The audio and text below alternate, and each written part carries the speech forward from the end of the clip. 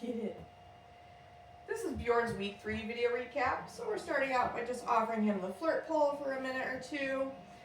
Again, sometimes when we bring the puppies in here, they know it's time to train and they're more interested in the food. But I do like to at least offer it to him for a minute or two before we get started here. Get it, buddy. What a good boy. You're so silly. What do you think? Ooh, what is that? Get it. Good puppy. Good puppy. Okay, I guess we'll get started here since he's looking at my treat pouch. All right, so we're gonna start out by charging our reward marker, so charging our clicker, just like we've been doing at the beginning of each training session. And I'll do this maybe 3 or 4 times. This is just to make sure that Bjorn has a really solid association between hearing the click and getting a piece of food. What a good boy.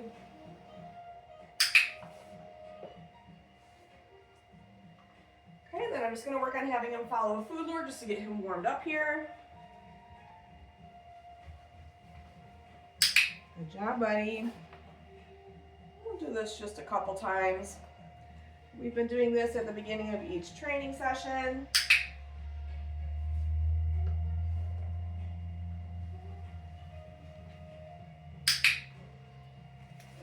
Making sure that I can do this with both hands.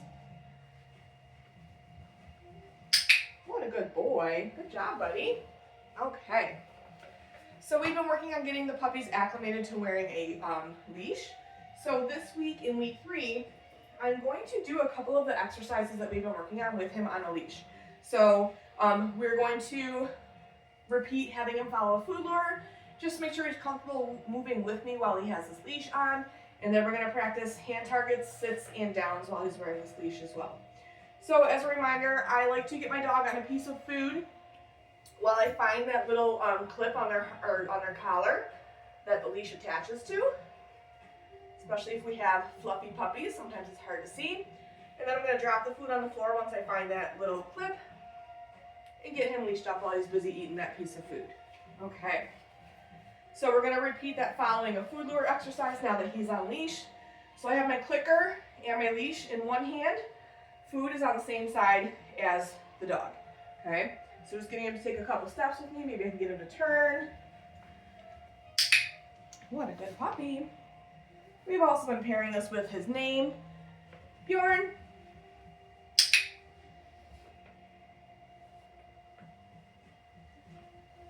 Bjorn. Good job, buddy. Okay, I'm going to switch hands because, again, I want to make sure he'll follow a food lure, whether it's in my left or my right hand. Bjorn.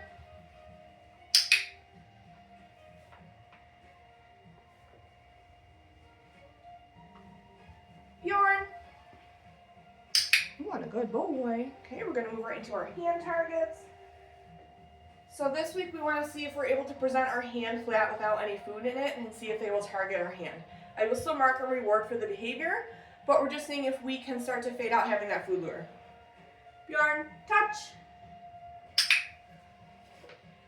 So marking as soon as the snout hits my hand and then delivering that piece of food. Bjorn, oop, you got an itch. Bjorn, touch. Good boy. Okay, switching hands. Bjorn, touch. What a good boy. Okay, we'll do one more here. Bjorn, touch. Good boy. Fantastic, bud. All right, we're gonna move into reviewing our sits. So since he continues to offer me, he just kind of goes into an auto sit, right? Because he's like, oh, I want the food, I want to pay attention to you, which is good. But I am going to take a piece of food and send him away so that I can cue him to sit, all right? Go get it. Bjorn, sit. Good boy. So again, making sure I can give him a couple of follow-up cookies for maintaining that sit position instead of him just getting up and walking away. And then using that release cue to let him out of this position. Okay. I don't think you saw that one, buddy. It's hard, the food's the same color as the rug, essentially. Good job, buddy. Okay. Bjorn, sit. What a smart boy.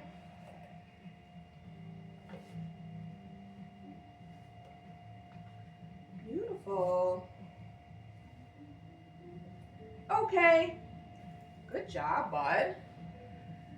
We also have been continuing to work on downs this week. So our goal in week 3 with the down is to get our dog into position with just verbally cueing them, meaning I'm not using a food lure to get him into the down. So I will cue him first with just my verbal command. I'll give him a few seconds to kind of try to figure it out, and then if he's still not getting it, then I'll point to the floor with no food in my hand. If he's still struggling at that point, then I'll grab a piece of food to help him, okay? Bjorn, down.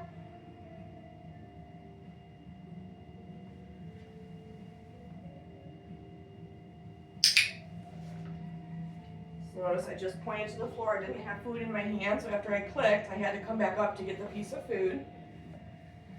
So rewarding him a couple in a row for maintaining duration, just like we were doing with our sit. Okay, using that release cue to let him out of position. We'll try that one again. Bjorn, down.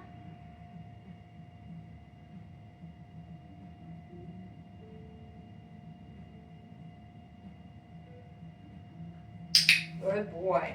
So you could kind of see on that one, I waited him out. Sometimes we are too eager to want to help our puppies and we don't let them figure it out. But you could see he kind of like looked down at the floor and then looked back at me, and then he eventually offered this beautiful down. So there's kind of that fine line between waiting too long, where now your dog doesn't really remember what you asked of them, and giving them long enough to kind of process and try to figure it out on their own. What a good boy. Okay. We're going to do that one again. Bjorn, down.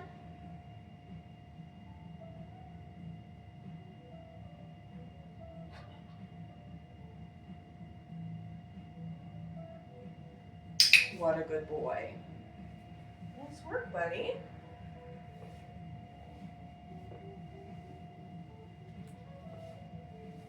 Okay. We're going to do that one last time. Bjorn, down.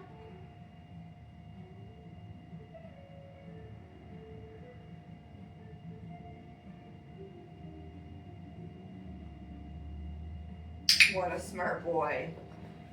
Buddy. So the idea or the goal would be that he gets quicker at offering it down once he figures out, okay, once he figures out that that's what we want from him.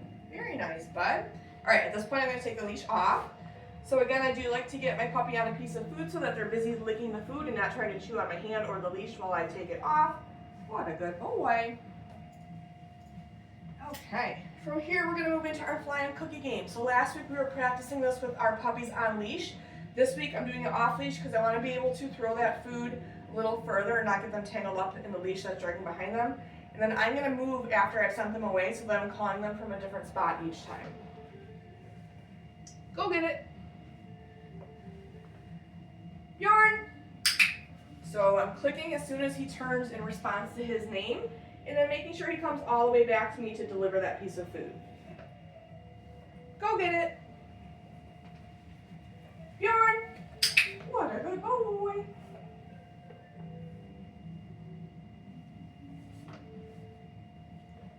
Go get it. Bjorn. Up, up, up, up. Good boy. Go get it. Bjorn. Good boy. Good job, buddy. Very nice work. Okay.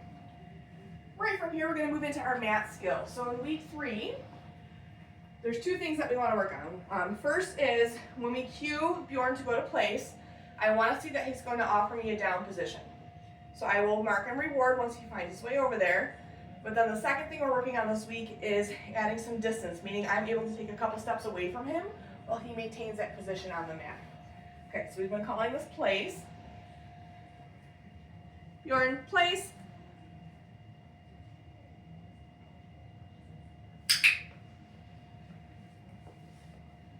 So marking and rewarding for him finding position initially. Then I'll take a few steps away, and then as long as he stays there, I'll come back, click and reward him. We'll take a step or 2 away in a different direction. Come back in, click and reward. And then I'm going to release him from the mat. Okay. Leaving the mat where it is. Bjorn, place. So giving him a few seconds to figure out that he has to go into that DOWN. Beautiful. It's the same thing, making sure I can turn my back to him, take a few steps away, and then as long as he maintains position, I'll come back and feed.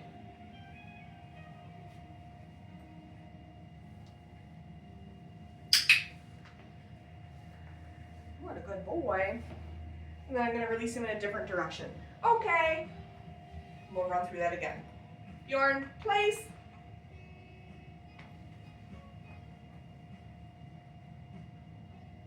Smart boy.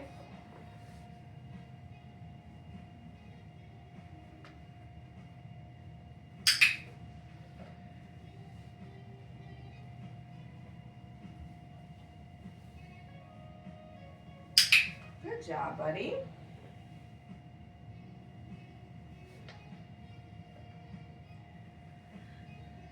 Okay, good boy. All right, very nice job. Okay, we're gonna move on to our crate. Let me just get a refill on food.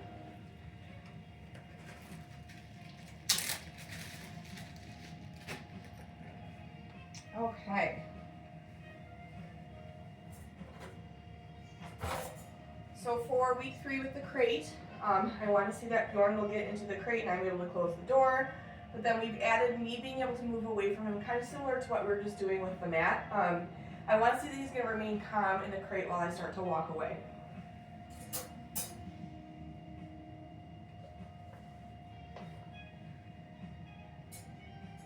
Bjorn, crate. Okay, so clicking and rewarding once all 4 paws are in. Clicking and rewarding after I close the door. And then just walking away, turning my back to him.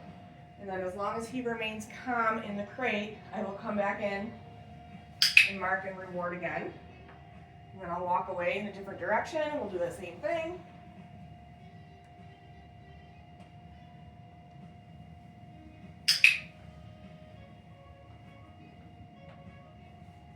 And then when I'm ready to release him, again, I'm going to meet him right at that threshold with a piece of food.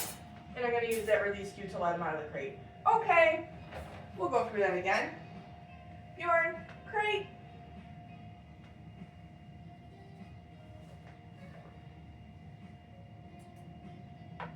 Okay,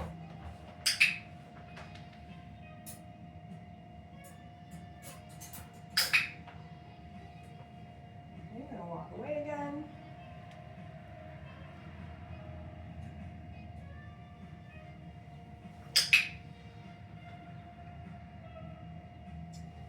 Bouncing right out of the crate, bud.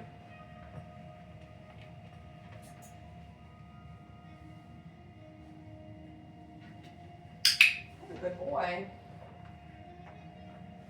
Okay, then again, I'm going to meet him right at the threshold. Okay, good job, bud. I think I'm going to close that door since we're done, because I do think he'll try to go back in it, which isn't a bad thing. Okay. The last thing we worked on in week 3 is introducing Bjorn to grooming tools that make noise. So today I'm going to be using a nail Dremel. You could also use a pair of hair clippers or like a blow dryer for this exercise. So he's going to obviously need a lifetime of grooming. So we want to make sure that he's comfortable hearing all of these different noises because these are things he may encounter when he goes to the groomer. So I am going to sit on the floor for this one. Make sure I got enough food on me. Okay. Go get it. Okay, so the way that this is going to work is if you're using a grooming tool that is loud, I would definitely start with it behind your back to muffle the sound a little bit to start. So when the tool turns on, that's when food will start to happen. So I will turn on the nail Dremel and then I will drop one piece of food at a time, maybe 3 or 4 pieces for Bjorn. And then when the tool shuts off, the food stops. And then at that point, I'll toss a reset cookie to send him away from me. So I like to do that because it's a really good gauge to see if he comes back right away and he's, wiggly and happy and wants to continue to work, then maybe I'll bring the tool to my side so it's a little bit louder. But it's a good gauge to see if he's kind of still in the game or if he's like, hey, I'm over this, all right? So let me get my nail Dremel here. It is very quiet. You might not be able to hear it. So I'm going to start with it behind my back, then I'll bring it to my side, and then I'm going to put it on the wood floor because it does make a little bit more noise when it's on the wooden floor. So Dremel turns on, food drops one piece at a time, And I just want to see that he's going to have a neutral to positive response to hearing the Dremel. So it's okay if he's interested in it when he hears it, as long as he's not like overly concerned about the sound. That's all I'm looking for. Okay, Dremel shuts off. I'm going to show him this piece of food. Go get it. Sending him out. Okay, and then when he comes back, we'll do this again, but I'm going to have the nail Dremel at my side, so it'll be a little bit louder for him.